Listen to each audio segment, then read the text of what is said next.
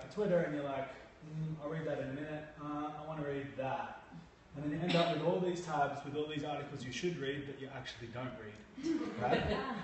So what I really like, one of my top 3 apps that I always use, I use every day or I use all the time, is Pocket.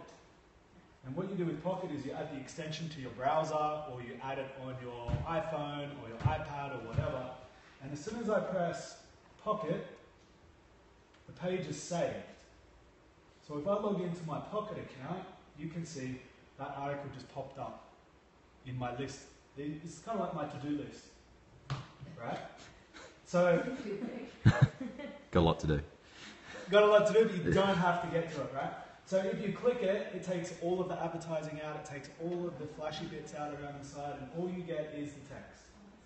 The really cool thing is if you have it on your device, it syncs and saves it so that you can access it offline. So I Pocket all day, and then if I'm sitting on the train, I'll get my phone out, I can go through the list of my articles and be like, okay, that one.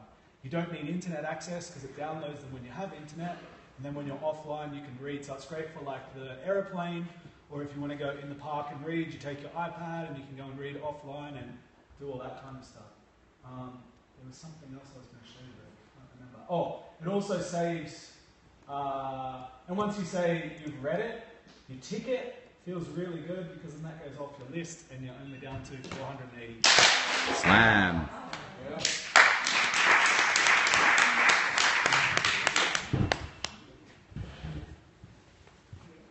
You have to go. You want me next? Okay. I think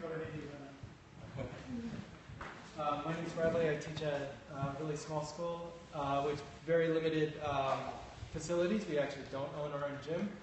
It's a rehabilitation gym by a hospital. So it's got some limitations. So I'm just going to talk about striking games because I do this for all of our activities.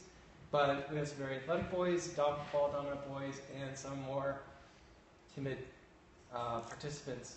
So to create more of a challenge, but to include our more timid children, I set up different scoring within the game. So for example, I'll take 2 hula hoops and I'll make a Venn diagram with them. Now this gives the boys, or the more able ones, a challenge because the central zone could be worth 3 points, 2 points, whatever the sport we're playing, depending on the striking implement that they're using.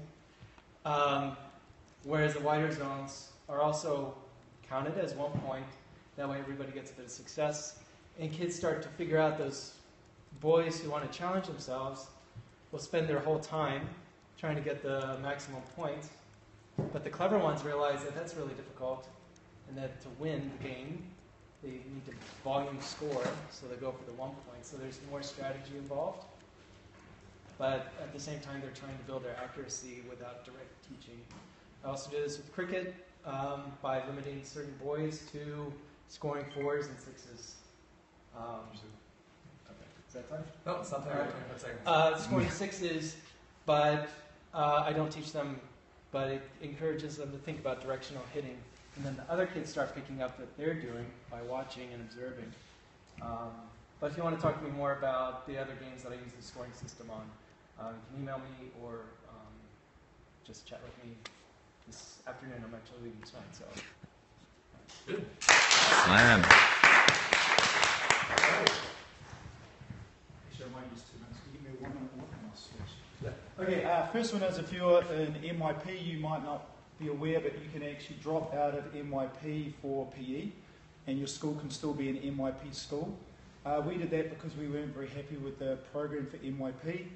We found we were limited and we weren't doing what we thought was important. So we asked the administration, we gave them a few good reasons, including using our mission statement and saying how we felt that what we could come up with would be far better for our students and our school. So they were really brave, they let us do it, and we've had a hell of a time trying to sort it all out, and we've been learning an awful lot, but it's been really positive. So if you want to know more, I'm Gareth, I'm at Vienna International School. Feel free to contact us, we can talk to you. We're doing 9 and 10. The next one is a game for concept-based learning, which we've been doing as part of our new program.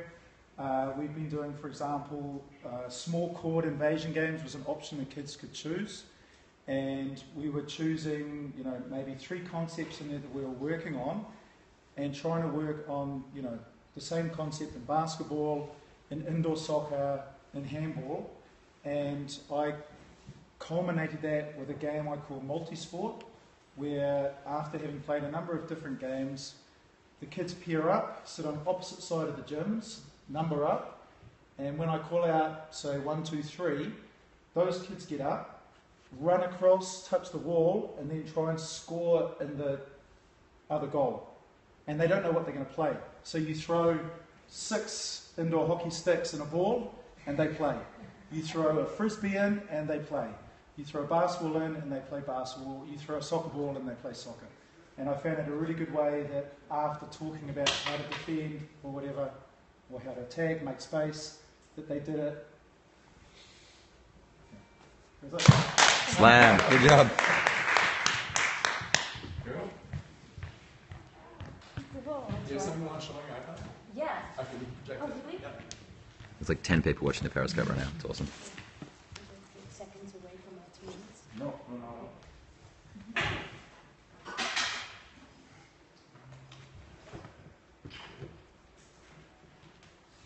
I will give. Oh no, I'm not allowed to start.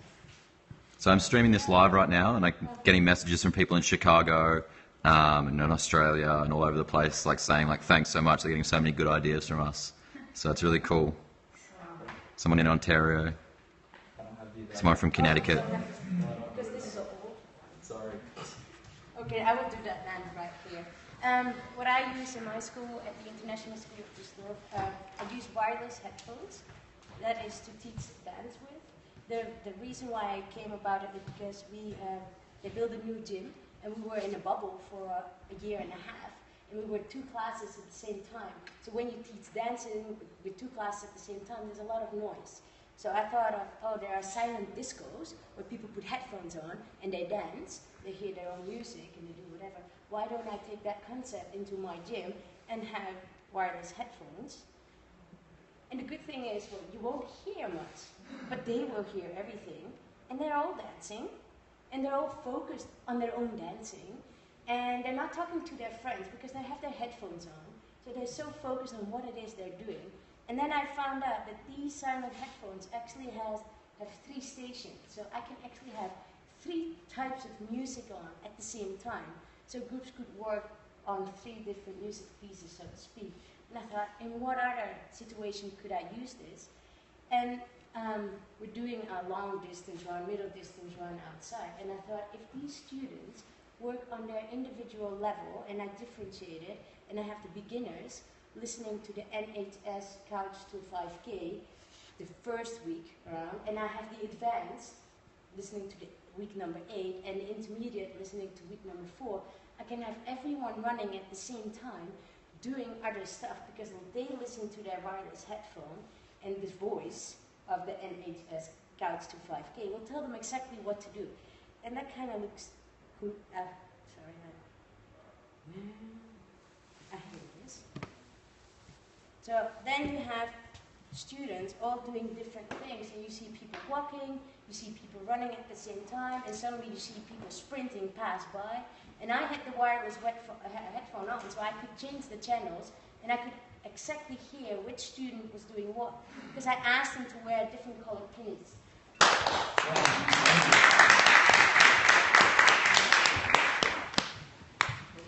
Would like to go? All right, we go. Yeah, thanks. Silent disco is so much fun. I love silent disco, yeah. What kind of, is it an iPad Air? So we can project it. It's on there. Okay. Hey, go. I'm Diane. I work at the American School of Dubai. And this is just a very simple little app that I have found that I actually use all the time. It's called Team Shake. There's various ones that are used. It's free. You can make multiple different classes. So I just put in like a demo class for kids. Very easy. You just do the plus sign, put in a kid's name, save it, and it pops up there. What's cool is down here you just slide how many different groups you want to have. If I want to do pairs, partners, then I do it that way. I'll tell you what to do. All the way up to, I don't know, 99 groups or something. It's very high. And then you press the shake, and it pulls out your classes, how many groups you want to have. So if I don't like the configuration that comes out to be, I can just reshake, and it'll just reorganize the teams until I find one that I think is good for the kids. I've done this now for a couple of years, and the kids have actually started asking, hey, would you use a randomizer? We don't want to do our own teams. So I tend to use it all the time. It's very quick, very fast, rather than asking them to get into partners or groups.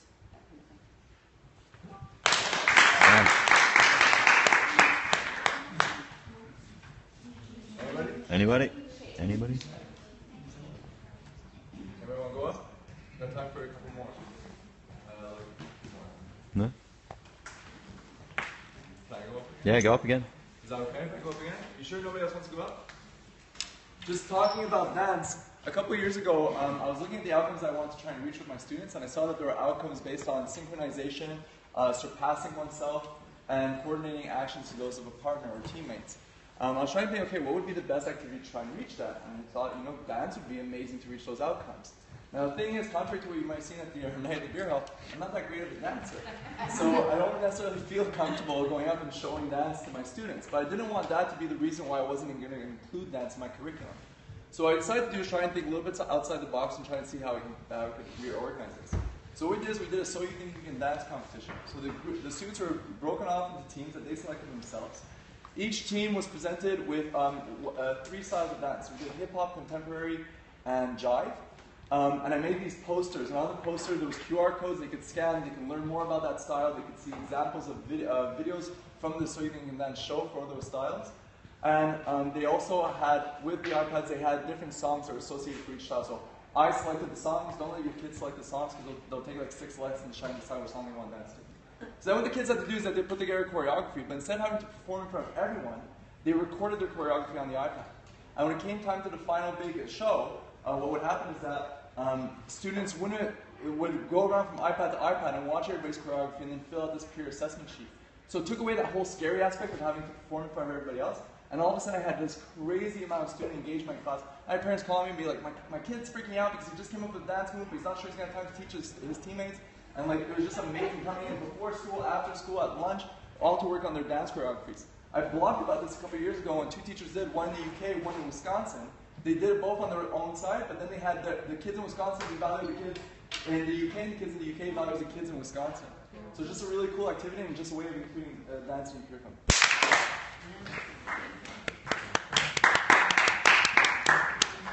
Maybe one more? Anybody? Or I think it's 1:30, so that's first session to go. That's it? Hey, everybody, thank you so much. Yeah, thanks for coming.